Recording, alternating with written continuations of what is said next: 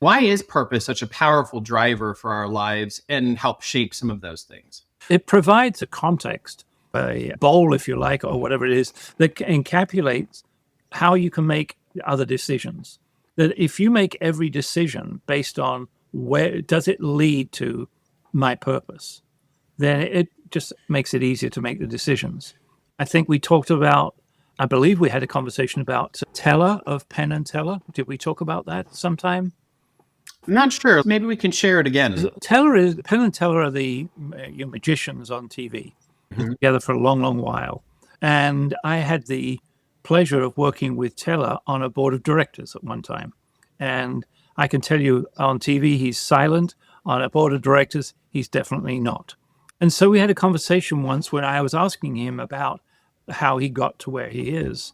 I think he referenced the fact he used to teach classics on somewhere the East Coast, but had always been a favorite of magicians and Houdini in particular, and decided that's where he wanted to go. And that's where he was. And he said, so I asked him, what advice do you have for people who want to go through a large transition like that? And he said, always do something that's in line with where you want to go. So if you want to be an actor, don't take a job in a restaurant, take a job in the theater. So that everything you do lines up with that next purpose you have.